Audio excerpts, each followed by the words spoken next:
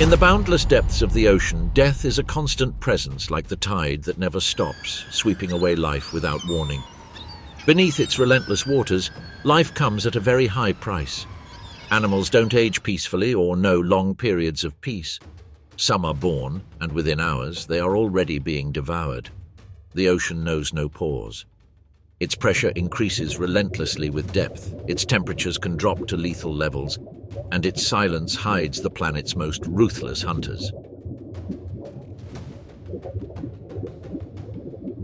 Great white sharks, giant squid and manta rays exhibit relentless cruelty. They stalk, corner, devour and annihilate without mercy. But among all these hunters, there is one that far surpasses the rest, the orca. Its enormous size, its jaws capable of breaking bones, and the explosive speed of its caudal fin make it an almost unbeatable hunter. But orcas aren't limited to physical strength. They're strategists, architects of fear. With an extremely developed brain for a marine mammal, they coordinate their movements silently with a precision that transforms hunting into an art. This intelligence and adaptability have allowed them to conquer all the world's oceans. They inhabit everything from the icy waters of the Arctic to the warm reefs of the Pacific, from the wild coasts of South America to the perpetual ice of Antarctica. This wide distribution is reflected in a remarkable diversity. There are more than 10 subtypes of orcas, each with a hunting style adapted to its environment and local prey. Some specialize in hunting sharks, others in schooling fish, and the most dangerous attack marine mammals. More than just an animal, the orca is a true marine civilization. With cultures, dialects, and customs passed down from generation to generation, they all share one fundamental principle: absolute hunting efficiency. In a vast and diverse ocean, each pod of orcas embodies a unique story of adaptation and mastery. Among these, the resident lineage of the Northeast Pacific stands out for its tradition and precision in hunting. In these cold waters, where currents carry schools of salmon between rugged islands and coniferous forests that border the sea, this predator, with its undeniable presence, moves with the serenity of someone in control of its environment. She is not an opportunistic hunter, but a lineage strategist, the fruit of generations of perfecting technique, order, and communication. Their domain extends along the west coast of Canada and the United States, from the waters off Vancouver Island to Puget Sound. Here, where Chinook salmon mark the pulse of marine life, these orcas form matrilineal clans of remarkable stability. Each individual belongs to a solid social structure, where the oldest female guides, teaches, and decides the routes of travel. It's a lineage that is unbroken, a family name that is preserved through generations. At first glance, her body is dazzling. Her black and white skin isn't just aesthetic. It's a visual armor sculpted by evolution. The white flanks, the light oval above the eye, the ventral spot, everything responds to a logic of disruptive camouflage. From below, the white belly blends with the light of the sky. From above, the dark back blends into the shadow of the ocean floor. Thus, even with a body more than 8 meters long, it can disappear in the green waters of the strait. But what mesmerizes you first is its skin. A smooth, shiny surface that looks polished by the sea itself. This perfect texture minimizes friction with the water. Layer upon layer of epidermal cells generate a hydrodynamic shield that allows it to reach speeds of more than 60 kilometers per hour without losing stability. Every movement is surgical, every turn anticipated by prodigious musculature and a tail of devastating power. With a single impulse, that flat, robust muscle can propel her like a torpedo, break bones with a whiplash, or change direction in a split second. And yet, despite its aquatic existence, there's something that betrays its true origins. Every few minutes, the orca breaks the surface with a powerful blow. The water bursts out in a column and the sound is unmistakable. It's breathing, because it's not a fish. It doesn't have gills. Deep within its anatomy, the thorax houses lungs, not gill exchange chambers. For this reason, it must surface every 5 minutes to seek oxygen. It is the bodily memory of a very distant past. 50 million years ago, the killer whale's ancestors walked on land. They were quadrupedal mammals resembling small deer with slender legs and elongated noses. But when the climate changed and the seas opened up, some of them returned to the ocean. Over the millennia, their hind legs atrophied, their bodies lengthened, their tails transformed into propulsive fins, and their nostrils migrated to the top of their skulls, becoming the blowhole. The result is this perfect predator, a creature that brings together the best of the terrestrial and marine worlds, and this is evident throughout its body. Unlike fish, the orca has no scales. Its skin is smooth, bare, covered by a thick layer of subcutaneous fat. Unlike many fish, the orca lacks a swim bladder. It doesn't rely on gas sacs to maintain buoyancy, as its depth control is entirely muscular. It adjusts its position through subtle impulses from its caudal fin and angle changes with its pectoral fins. This absence, far from being a disadvantage, allows it to maneuver with a precision impossible for a floating fish. Every part of their anatomy is shaped by the ocean. Even their senses have been fine-tuned for this environment. Its auditory system is highly specialized to capture sounds where waves propagate differently than in air. Protected within the skull, it can detect signals with astonishing precision, even several kilometers away, piercing the constant noise of the ocean. Beyond passive hearing, the orca possesses an even more sophisticated tool, echolocation. By emitting a series of clicks and sound pulses that travel through the water, these hunting machines build an acoustic map of their immediate surroundings. When these sounds bounce off objects, rocks, or prey, they return in the form of echoes that the orca interprets with great precision. This ability allows her to detect the shape, size, distance, and movement of her surroundings, even in dark or murky waters where vision is useless. Thanks to echolocation, it can track its prey, avoid obstacles, and coordinate with other members of its group in hunting maneuvers.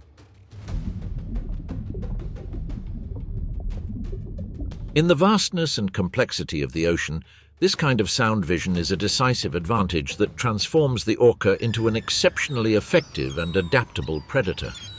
But of all these special attributes that the orca has, the most surprising thing is inside, its brain. Orcas possess a neocortex that rivals the complexity of great primates. This brain region, which in humans regulates memory, language, reasoning, and empathy, is highly developed in orcas. They communicate through unique vocalizations that vary between clans and also convey cultural behaviors, hunting strategies, migration routes, and complex forms of social interaction. They don't learn by pure instinct, like sharks that repeat attack patterns from birth or like fish that flee en masse at the slightest shadow. They learn by observation and, most surprisingly of all, they remember. They are capable of identifying patterns, associating sounds with objects, and making group decisions. They coordinate attacks, assign tasks, and adjust their behavior according to the environment or the resistance of their prey. Their movements are deliberate, their trajectory is memory-based, and learning is constantly circulating between generations. An elderly female can remember the location of a school of salmon that does not follow a fixed route and whose appearance depends on seasons, currents, and conditions that change over the years. Even so, he guides the entire group toward that point with astonishing accuracy.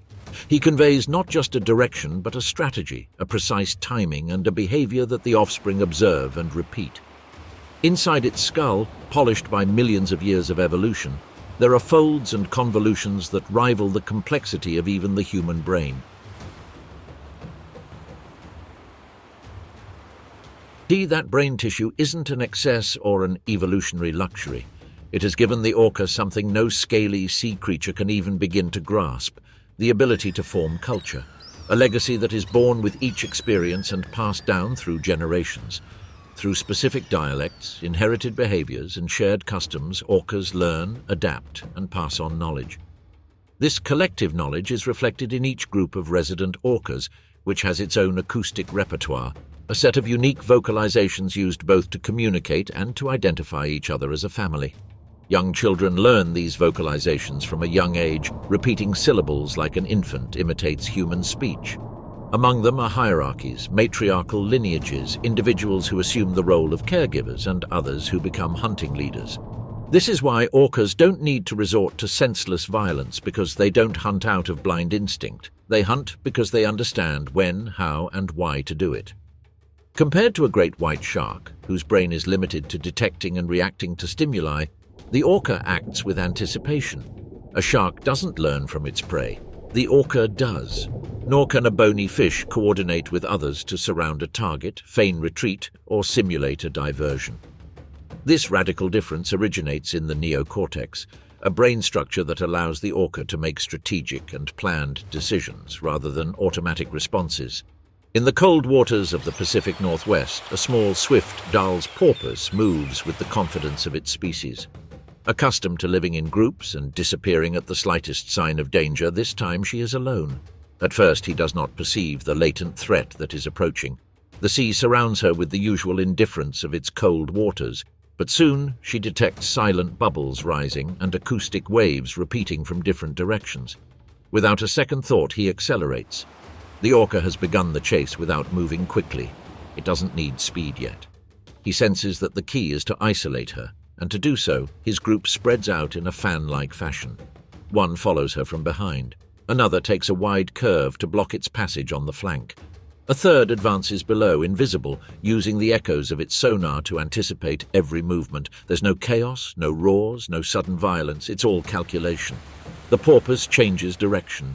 The water around it thickens as if it's being trapped. An orca accelerates from the side and cuts off his path. He doesn't touch it, he just forces it to spin once more. Exhaustion begins to set in his muscles. That's when the lead orca executes the final blow. There's no bite, no fangs yet. Just a perfect lateral skull-first lunge at a precisely calibrated speed. The sound of the impact is muffled but firm, splintered ribs, collapsed lungs. The porpoise's body spins in the water, wobbly, but it doesn't bleed. The lead orca tilts his head, assessing. There's no rush. Her companions, two younger females and a calf watching from the rear, maintain their positions in a perfect semicircle. The leader then moves forward with a fluid movement that barely disturbs the water. Its jaw opens in an instant, and with surgical precision it bites into the porpoise's flank just behind its head. The impact is clean, a dull crunch reverberating underwater. The orca doesn't tear, it just secures the end. The group meets. The lead killer whale drags the porpoise's limp body to the surface, carefully holding it between its jaws.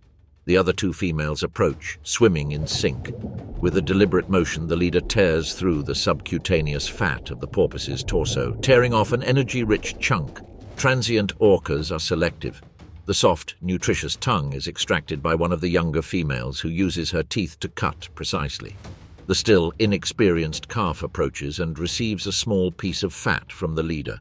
While she and another female consume the most energetic parts, the third orca patrols the perimeter with its sonar, scanning the environment in search of possible opportunists, such as sharks attracted by the smell. The porpoise's partially stripped body begins to slowly sink, leaving a trail of bubbles that dissipate in the current. The killer whale group doesn't consume the entire meal. Their strategy is to maximize nutrients without wasting energy. The young imitate the adults, nibbling at their portion, learning the art of hunting. As the family regroups, their black silhouettes slip beneath the surface, vanishing into the cold embrace of the Pacific Northwest, heading for their next hunt. In the depths of the ocean, no predator comes close to the killer whale's lethal design. It does not command respect for its brutality, nor for its unbridled violence. He does this because of his relentless precision. The orca's body is a tool sculpted by millions of years of evolution. Muscles, fibers, and bones molded with a single purpose: to kill without margin of error. Its dorsal fin, which in males can exceed 1.80 meters in height, is not a decorative insignia. It works as a central stabilizer, a natural rudder that allows you to maintain your course during your attacks, even at high speeds. The broad, flattened pectoral fins act as hydraulic brakes and turning systems. They allow the fish to alter its trajectory mid-swim, maneuvering like a guided missile in the water. The main thrust comes from its powerful caudal fin, which moves vertically like mammals and not laterally like fish. It is this difference that allows it to reach speeds of almost 60 kilometers per hour in short stretches, an enormous figure considering its mass. Females can weigh more than 3 tons, males up to 6. And yet, when they attack, the water becomes an extension of their bodies. The jaw houses nearly 50 conical, sharp and robust teeth designed to pierce, seize and tear. They don't chew, they don't need to. The design is so efficient that a single tooth can open the flesh of an adult sea lion without breaking. Each tooth measures between 7 and 10 centimeters. Behind those powerful teeth, the stomach awaits with a capacity of more than 100 kilograms of food per day. Not just for energy needs, for metabolic strategy. An orca that doesn't hunt for 24 hours enters a dangerous state of deficit.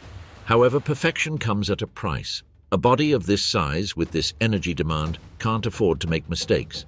The orca needs to feed daily, with volumes of meat that would be unattainable in other species.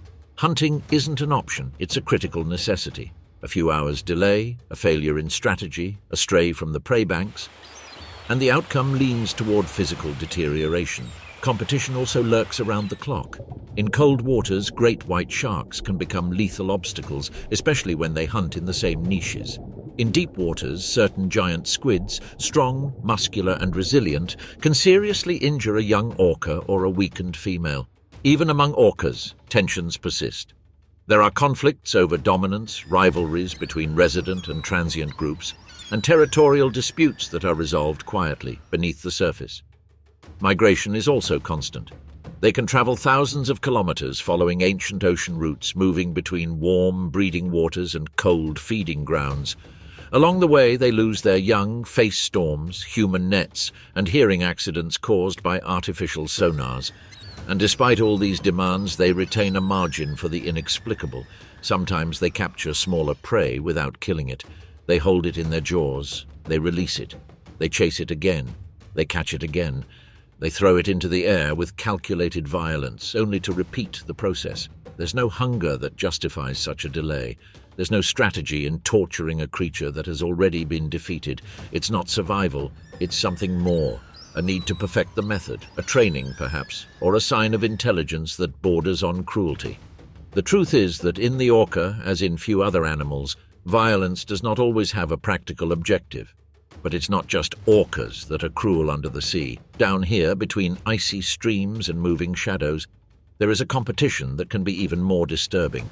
Not because of his size, not because of his strength, but because of something much more subtle, his intelligence. The dolphin, that figure that many associate with games and harmony, can become in some ways an even more disturbing rival. Beneath that apparent smile lies a cunning, relentless predator capable of acts of violence that not even orcas take the time to plan. His public reputation betrays him, because deep down, this cetacean shares more with his murderous kin than his appearance might suggest. Like orcas, dolphins are marine mammals descended from land-dwelling creatures. Both evolved from ungulate ancestors, possibly similar to modern hippopotamuses, that began an irreversible return to the ocean more than 50 million years ago. The fossil record shows fascinating transitional stages, animals with limbs intermediate between flippers and legs, skulls still adapted to dry land, but with eyes that were beginning to see underwater. The adaptation was so profound that today there's no turning back. Neither dolphins nor orcas set foot on land anymore. They are creatures completely connected to the sea, and they have pushed their capabilities to the limit to master it. Both share similar structural characteristics: streamlined bodies, hairless skin, lungs capable of withstanding prolonged immersion, and an echolocation system that allows them to navigate, hunt, and communicate with a precision that defies the darkness of the depths. But dolphins, contrary to popular belief, aren't limited to synchronized leaps or group chases. They also engage in behaviors that, observed from the outside, seem almost theatrical or cruel. On occasion, pods of dolphins have been recorded playing with pufferfish, not for food, but as if they were playing with a sea ball. They pass it around, push it with their snouts, keep it afloat, and then release it again. The fish inflates, contracts, and wriggles in the middle of the group, while the dolphins continue to play. Some scientists believe this behavior could have an even more disturbing purpose: mild intoxication. The toxins released by the pufferfish when it feels threatened can induce mild neurological disorientation. And dolphins, far from avoiding it, seem to seek that effect, to repeat it, to enjoy it. Other, lesser-known but documented records reveal even more sinister behaviors. They have been seen harassing the young of other marine species, interfering with births, or even attacking simply for dominance without the need for food. Unlike many other predators, dolphins seem to distinguish between killing out of necessity and for something else. They are versatile hunters. They feed on fish, squid, and in certain regions even seabirds. Their technique varies depending on the population, but some strategies are truly elaborate. They surround schools of fish in perfectly organized groups, creating bubbles to isolate them and taking turns attacking. Or they coordinate attacks to push prey to the surface, where escape becomes nearly impossible. Cooperation isn't just a tool, it's an art, and yet this very ability to work together makes them a target. Because even among intelligent hunters, there are hierarchies. In the open sea, a group of resident killer whales has detected the movement. They glide beneath the waves, almost effortlessly. One of them moves away from the group, turns silently, and positions itself under the school of fish where the dolphins were feeding. The scene lasts just seconds. The orca emerges at impact speed, launches a tail lash that separates one of the dolphins from the group, isolating it. The dolphin tries to escape. It spins, rises and descends, but the much larger orca follows it with a fluid maneuver. There's no room for error. In the end, he doesn't devour it immediately. He grabs it. He throws it in the air. He retrieves it. He throws it again. The body hits the water with a sharp crack. Another tail swing propels it even farther. The game has now changed hands. In less than a minute, it's all over. The pod of dolphins has dispersed. The orcas regroup, their prey now motionless. In the ocean, intelligence is a sharp tool, and both orcas and dolphins use it for different purposes, but with the same devastating effectiveness. In the cold waters of the Southern Ocean, far from the temperate shores of the Northeast Pacific, the orcas of the Crozet Islands inhabit a radically different environment. These subantarctic waters, with their cold and turbulent currents, shape a unique way of life where each characteristic of this orca reflects the harshness of the environment that surrounds it. Unlike their northern cousins, these orcas exhibit anatomy and behavior adapted to an ecosystem where survival requires extreme precision and formidable endurance. Crozet killer whale is slightly larger than average for the species, with males reaching over 9 meters in length. Its body is robust and muscular, designed to cope not only with low temperatures but also with the large prey that abounds in this region. The color patterns, although similar in their black and white contrast, show subtle variations that help camouflage themselves among the shadows and foam that cover these icy waters, giving each individual a unique design that makes it easy to identify within the group. In this species, the relatively small eyes are protected by dermal folds that minimize water entry and help resist intense cold. The need to surface to breathe every few minutes remains, but their respiratory system is specially adapted to minimize heat loss and optimize gas exchange in extreme conditions. The diet of these orcas differs markedly from that of their counterparts in the Northeast Pacific. Their main diet includes young elephant seals, penguins, and large fish such as hake and cod. Capturing these animals requires refined hunting tactics and close collaboration among pod members. It's common to observe maneuvers where coordinated groups use force and strategy to separate an elephant seal from its group, or to push a penguin toward the shore, where the orca can more easily capture it.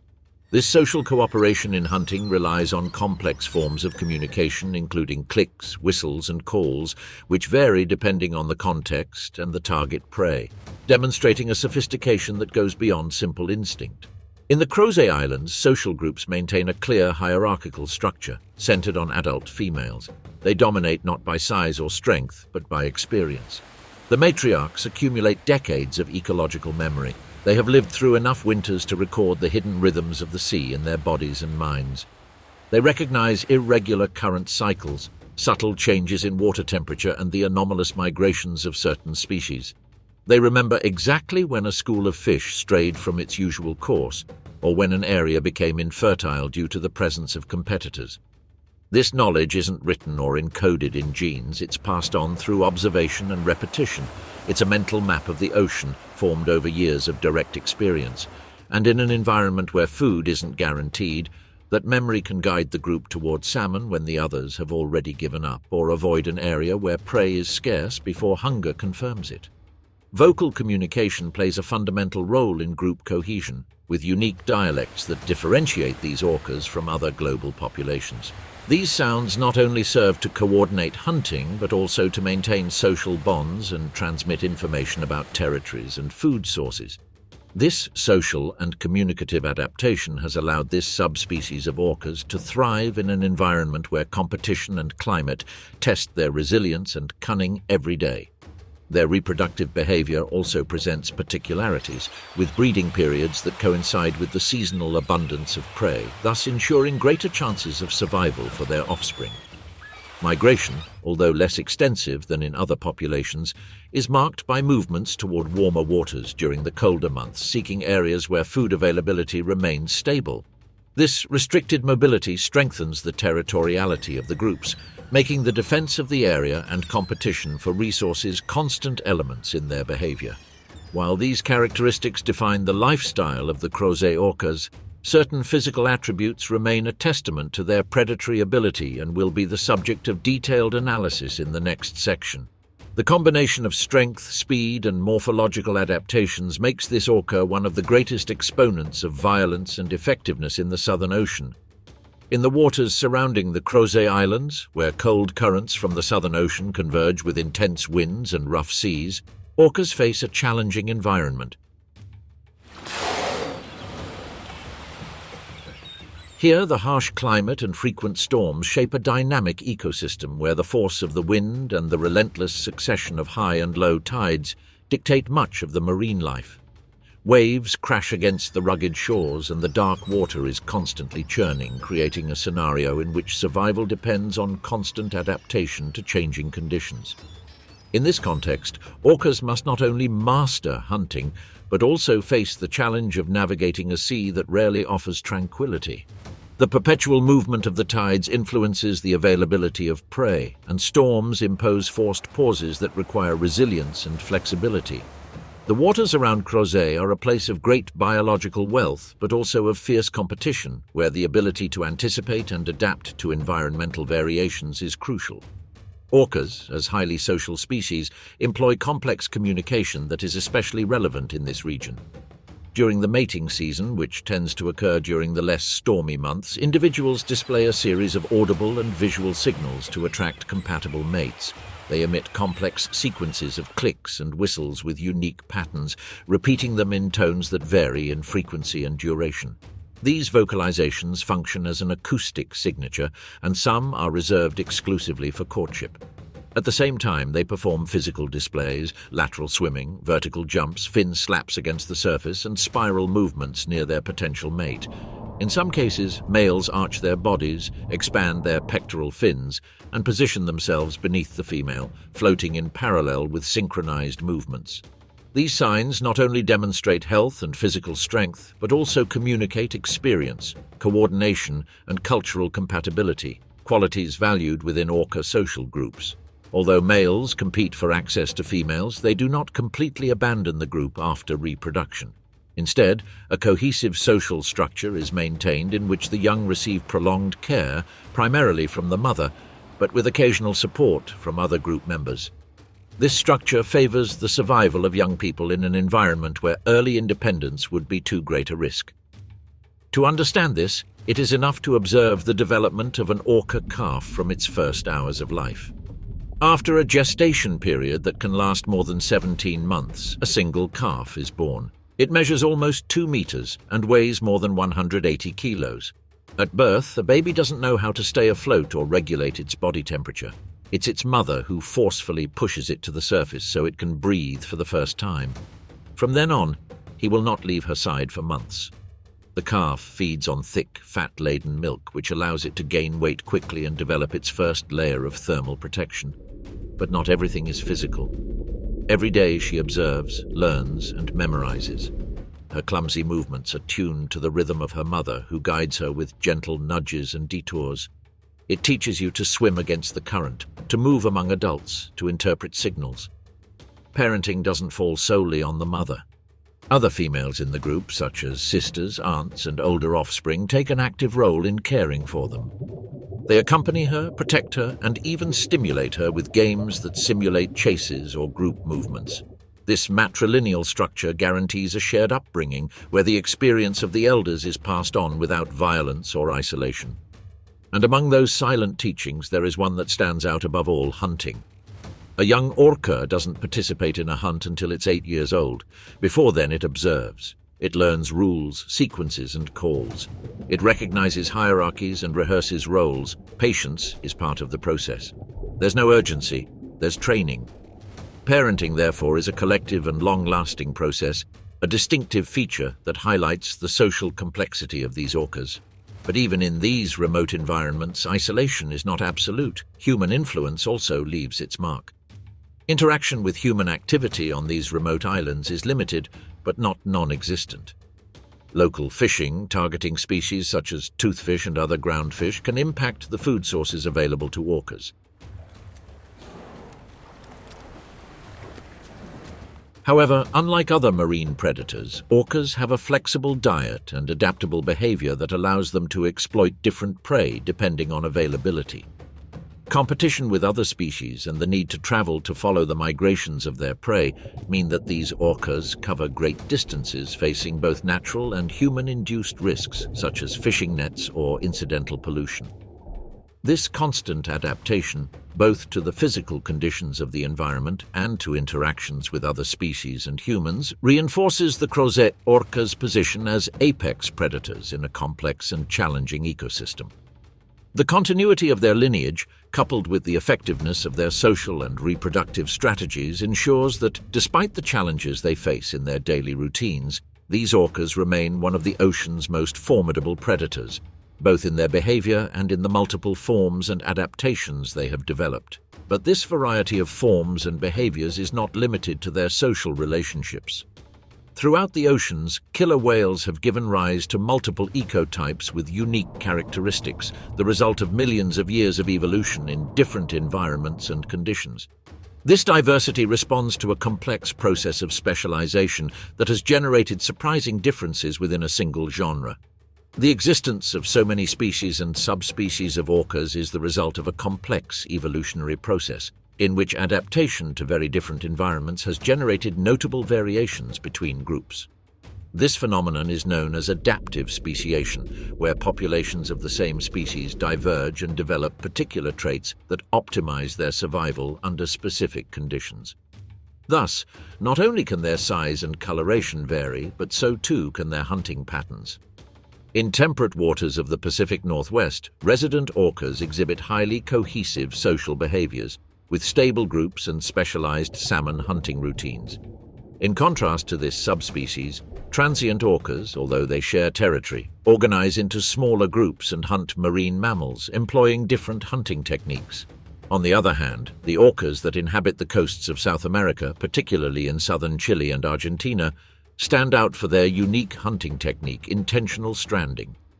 These orcas approach the shore and dive onto the beach to capture seals, using their knowledge of the terrain and keen coordination to return safely to the water. This specialization reflects a local adaptation that clearly distinguishes them from other subtypes. The variations extend even to physiology. Some orcas develop larger or more robust dorsal fins, depending on environmental conditions and thermoregulation needs. They may also differ in the thickness and composition of their subcutaneous fat layer, adapting to cold or temperate climates. These differences aren't superficial. They reflect deep survival strategies, the product of entire generations shaped by environmental pressure. The almost global dispersal of these cetaceans demonstrates their extraordinary ability to colonize everything from tropical seas to the icy waters of Antarctica. This same geographical breadth, however, does not imply that all populations are equal or that they maintain frequent genetic contact. In contrast, many orcas remain isolated in their particular ecosystems, which promotes divergence and specialization. Ecotypes of orcas are recognized, each with its own ecological and behavioral characteristics.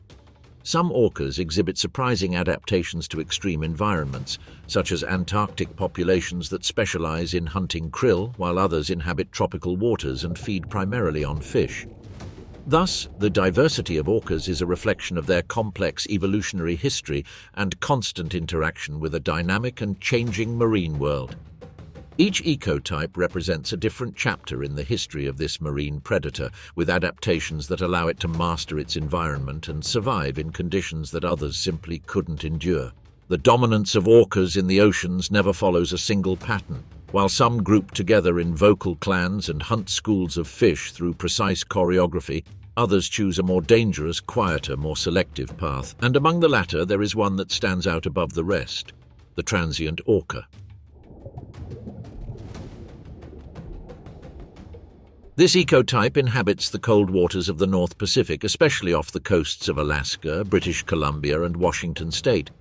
But unlike its resident relatives, it doesn't feed on fish. Its diet is different, smaller, more complex, more risky. Transient orcas specialize in hunting marine mammals, dolphins, seals, sea lions, and even juvenile whales. Any animal that breathes air and swims is a potential victim. To adapt to this hunting style, their social organization has also changed. They no longer live in large, stable groups.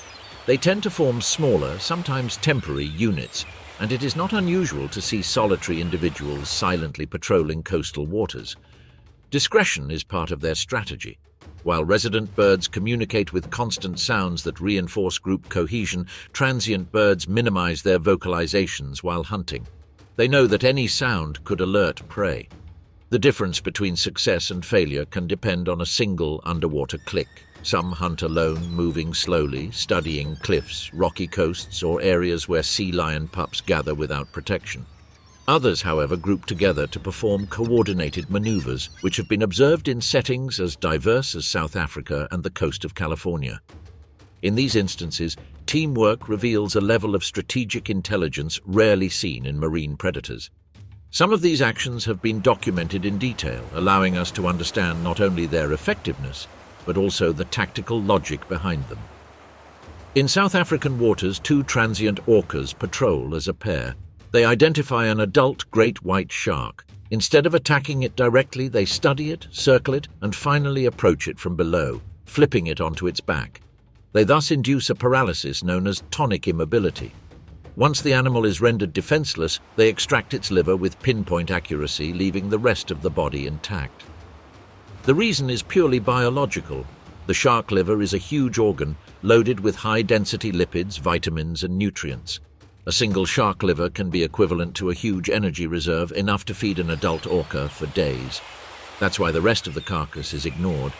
The same is true of other selective prey. The hearts or tongues of smaller whales, dense organs loaded with nutrients, are also extracted with equal skill. This pattern is repeated in different settings.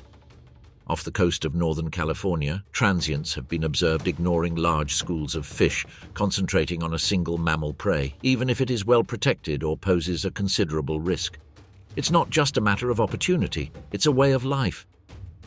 Transient orcas have also developed a peculiar use of force.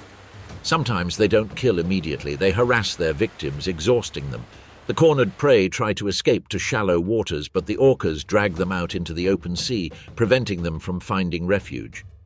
In these encounters, the violence is not explosive, but methodical. The group cooperates without making a sound, applying constant pressure, always with their jaws ready to deliver the final blow. Each of these strategies requires more than strength. It demands a capacity for observation, learning, and adaptation that goes directly to your biology.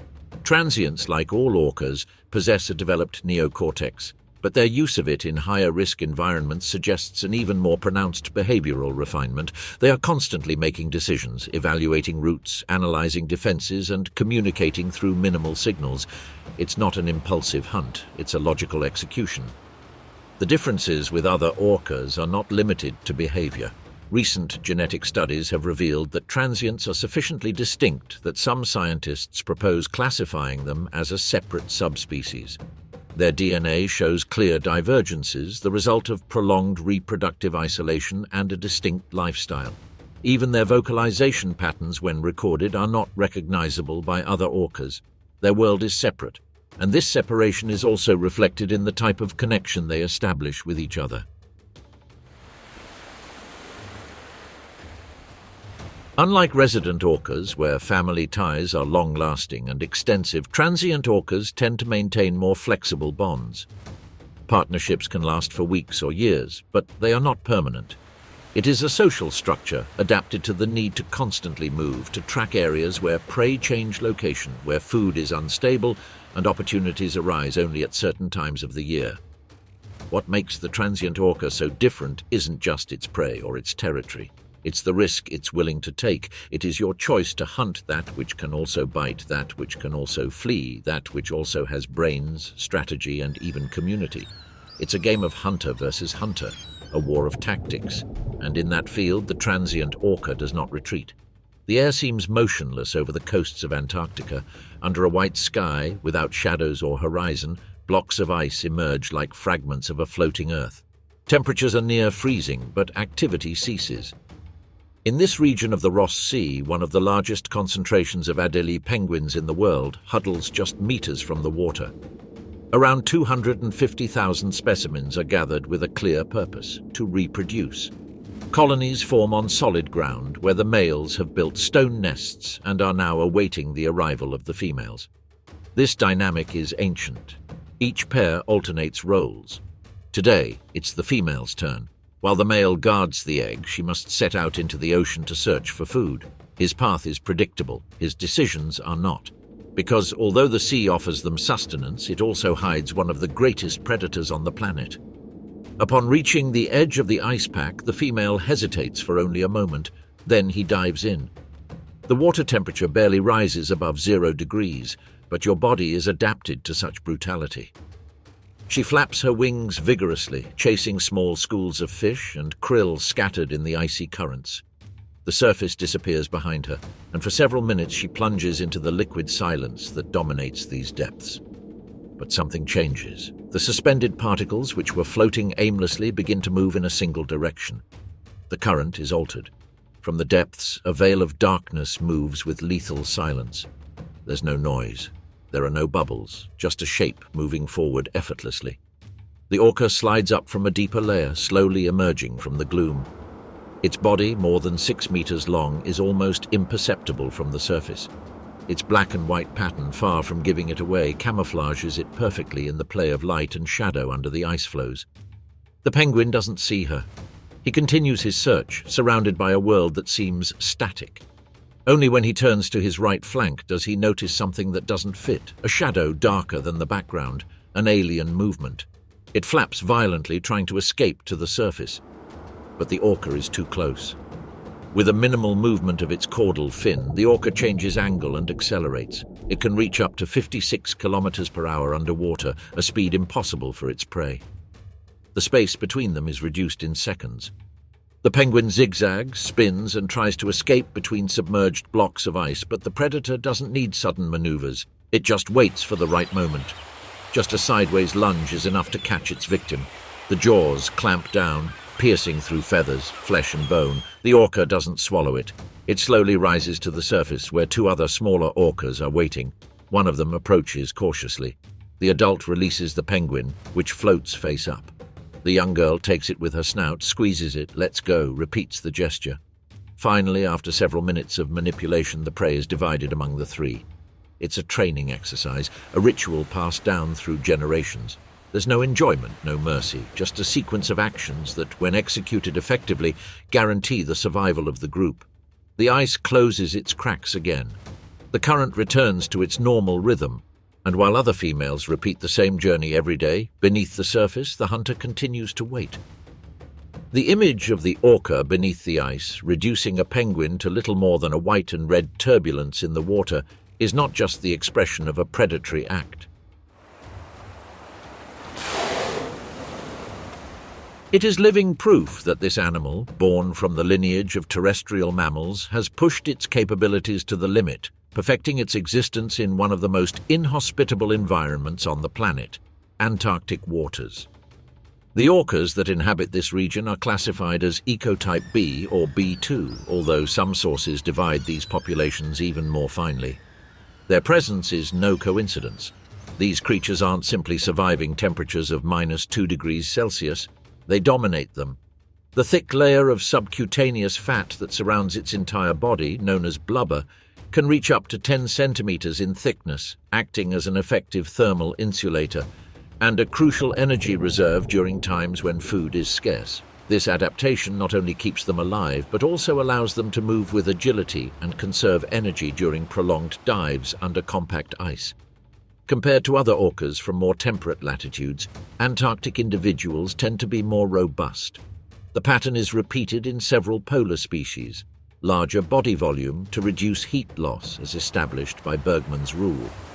Some measurements point to specimens easily exceeding 8 meters in length with a weight that can reach 7.5 tons. These figures are not just numbers. They imply denser muscles, greater lung capacity, and a swimming power capable of cutting through currents under the ice as if they were simple rivers on the surface.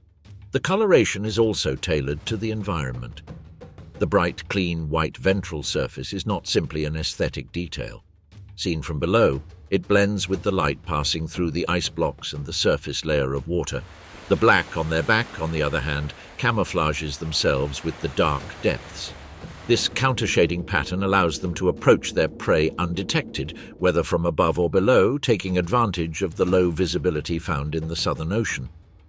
Their broader, more muscular pectoral fins function as short, powerful rudders, giving them precise maneuverability between shifting ice flows and underwater tunnels formed by icebergs. The dorsal fin, in females and juveniles, tends to be more curved and lower than in other populations, probably to reduce thermal resistance when exposed to freezing air and prevent frostbite. Each curve and anatomical fold responds to a specific need. Their hunting methods don't follow a single pattern either. In the case of small, elusive prey like penguins, they rely on absolute stealth, swimming at depth without echolocation until the victim comes into visual range. Then they ascend with brutal acceleration, taking advantage of their body mass and hydraulic traction to close the distance in seconds. But not all prey is limited to seabirds. Seals, especially Weddell and crab-eater seals, represent a high-calorie target. Many of them rest on floating ice sheets, and in those specific cases, Antarctic orcas organize themselves into groups. One or two of them position themselves under the ice floe and swim at high speed, generating a pressure wave that overturns the platform and throws the seal into the water. If the animal tries to return, the orcas repeat the maneuver or simply wait for exhaustion to take its toll. Other times, one orca positions itself as a block on the surface, blocking the return path while a companion attacks from the opposite angle. There are records of these orcas not hesitating to propel themselves partially out of the water, crawling over low blocks of ice to capture prey that tried to escape. This extremely risky behavior, considering that it involves being stranded even for seconds, can only be performed by a creature that has a detailed command of its biomechanics and environment. The difficulties, however, are real. Visibility in some areas can be almost zero during the southern winter. The seas freeze, access to oxygen is reduced, and the distances to travel between feeding and breeding grounds become more dangerous. Prey migrate or descend to unreachable depths. For young, whose blubber layer and lung capacity have not yet fully developed, the environment can be lethal. Mothers must constantly accompany them, share body heat, and teach them breathing routes under the ice, memorizing crevasses and safe locations. Furthermore, some hunts become unpredictable. Occasionally, prey shoots out of the water and lands on an ice shelf. The orca can retreat, or not. Under certain circumstances, these animals have been observed hovering around the area waiting for long periods, but this waiting isn't passivity, it's calculation. The orca understands that ice is not eternal, nor is the resistance of a seal infinite. Beneath the surface, it spins in circles, barely breaking the calm of the water. Sometimes it disappears for minutes, then it returns. It never completely goes away. Their constant presence is a message. The exit is an illusion. The seal, motionless at first, begins to stir. Its breathing quickens. The ice slowly fragments under its own weight. The sun erodes it. The wind moves it. The orca does nothing, but its mere presence is exhausting. In the distance, its fin cuts the surface. Stalking turns into pressure, because the orca doesn't need to rush. It has learned to wait. This patience isn't resignation, it's strategy. Exhaustion is part of the plan. And when the prey finally decides to escape because it has no other option, it is already too late. The orca was waiting for her. It's her time to act. The ice spreads out like a mosaic of floating fragments, broken by the constant passage of the tides. At the southern tip of the planet, the coast of Antarctica dissolves into a white horizon, where the sky and sea blend into a single palette of muted tones. The air is dense, dry, with a temperature that drops several degrees below zero. The deep, dark southern ocean moves slowly beneath a deck of icebergs that creak with every slight shift. Here, the silence is not total. The wind whistles relentlessly, and the ice fractures into dull echoes. On one of these irregular ice floes, a small group of southern elephant seals, between 4 and 5 individuals, rests in the pale light of midday. These large marine mammals, characteristic of southern latitudes, adapt to the ice with their thick fur and bulky body, which efficiently retains heat. One of them, an adult female, lies at the edge of the ice shelf. Her body follows the contours of the ice, motionless after a day of deep dives in search of fish, cephalopods, and other invertebrates that abound beneath these cold waters. The group is relaxed. Some adults snore softly, others barely blink. A baby rolls next to its mother, clumsily sliding across the icy layer. The ice seems stable, and the surroundings for a moment offer refuge. But calm is a temporary state in these waters. A wave, steeper than the previous ones, hits the base of the iceberg. It's almost imperceptible, but an elephant seal, sensitive to the changes, turns its head slightly. There is no apparent danger. The sea remains calm, the clouds remain motionless. Another minute passes, then something different happens. The iceberg trembles, not because of the wind, but from below. A bubbling noise emerges near the opposite side, and a long shadow appears beneath the surface. There's no sound, no splash. Just the silent movement of a shape that cuts through the water efficiently. Beneath the ice, a pod of orcas has circled the iceberg, moving with almost mathematical precision. There are between 5 and 6 individuals with a coordinated pattern. They don't make any vocalizations. There are no acoustic signals to betray their presence. Their eyes are fixed on the elephant seal resting by the edge. An orca breaks away from the group. It retreats several meters and picks up speed. When it reaches the right spot, it breaks the surface just a few centimeters from the ice without touching it. The displacement of its body generates a powerful wave that directly impacts the base of the iceberg. The ice vibrates and tilts. The elephant seal calf slips but manages to stop its fall. The female tenses but does not flee. The water, for now, seems an even more dangerous threat than the unstable ice. The orcas repeat the movement. This time, 2 do it in unison. The blow is greater, the inclination more pronounced. The adult female is unable to maintain her balance. Her body, still wet, loses grip. She tries to hold on, but slips toward the edge and falls into the water with an abrupt splash. Immediately, 2 orcas intercept her fall. One slams its snout into her side, causing her to involuntarily twist. The elephant seal spins in the water, stunned. He tries to dive, but a third one emerges from below and blocks his retreat. The circle closes. The prey turns, searching for an escape route, but each attempt is precisely foiled. One bites at the base of the tail, while another positions itself in front of it. The maneuver is clear: disorientation and exhaustion. In a last-ditch effort, the elephant seal swims away from the group, away from the ice. But escape is illusory. From the flank, a killer whale accelerates and slams its body into the elephant seal's side, pushing it to the surface. There, another one intercepts it by the neck. There's no visible blood. The pressure is enough to keep it immobile, submerged until the movement stops. Then the body floats, inert. Orcas don't lunge. They circle the carcass as if inspecting it. One approaches slowly, opens its snout, and with a side bite, it tears open the abdominal area. Others take turns feeding. There's no mess in the process. They carefully remove layers of fat. Some prefer the tongue. The cast is methodical, as if each one knew which section to take. The iceberg, meanwhile, has stabilized.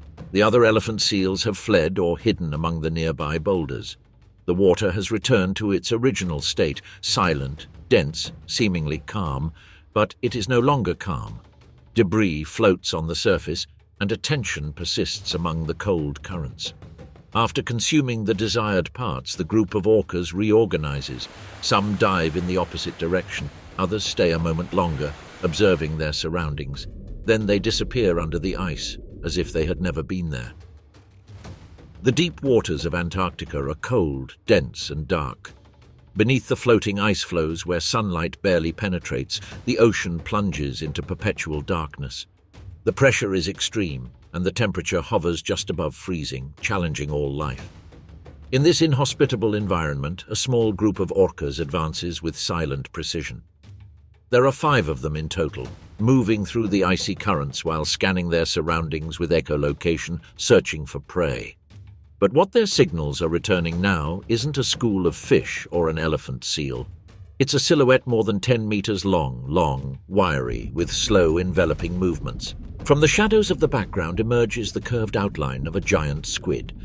Its shape is neither solid nor predictable. It moves like smoke under pressure, with tentacles that brush against the column of bubbles left by the orcas. One of them, a younger one, gets too close. A tentacle emerges from below and quickly wraps around its dorsal fin. The tension is immediate. The rest of the group reacts instantly. The orcas organize themselves. They strike in bursts, avoiding the longer tentacles and aiming hard for the cephalopod's central body. The squid defends itself vigorously. Its beak, hidden among its suckers, delivers quick bites. The suckers have chitinous rings with hooks that can easily tear skin. It's not a common prey, and the risk is too high for what they can get. After several minutes of tension, defensive maneuvers, and attacks that fail to achieve their objective, the orcas regroup. The squid begins to descend again, disappearing into the shadows. The group opts to retreat. It's not a surrender, it's a calculated decision. Conserve energy, avoid injury, survive. In the life of an orca, every confrontation is a constant balance between risk and reward. The prey isn't always worth the danger. At other times, risk takes more familiar forms. In marginal areas of the Antarctic shelf, where the waters begin to warm, the presence of great white sharks is occasional. These are not direct enemies, but they are competitors for seals and other marine mammals. Great white sharks attack from below with a single strike, while orcas rely on teamwork. Both species perceive each other as threats and prefer to avoid direct confrontation. The competition is silent but constant. Sperm whales, on the other hand, represent a completely different kind of challenge. In deep waters where they feed on squid, they occasionally encounter killer whales. Their size, which can be 3 times that of an orca, and their strength, especially in their tails, make them difficult targets. If an orca gets too close, the sperm whale may dive sharply, lash out with its tail, or even form a defensive circle with other members of the group. Orcas, especially those with calves, avoid such encounters at all costs. But no threat is as constant as the environment itself. Antarctic storms don't announce themselves with subtlety. The wind becomes an invisible wall, raising the snow like needles, and the ice floes crack as if the ice were splitting from within. The waves, driven by gusts exceeding 100 kilometers per hour, become unpredictable. Accustomed to hunting on the surface and diving in perfect synchronicity, orcas must alter their strategies to survive these extreme conditions. Visibility is reduced to almost zero, and a disorganized group can quickly disperse. For the calves, this separation means immediate danger. Added to this is the constant movement of ice blocks. A water channel can close in a matter of minutes if 2 ice masses change direction. Being trapped between moving plates means being immobilized, with no possibility of escape. Although they can dive, the space between the icebergs does not always allow for wide maneuvers. Orcas must measure every movement and calculate the direction of the current precisely to avoid being isolated or pushed into dead-end waters. The water temperature, which can drop to -1.8 degrees Celsius, is not harmless either.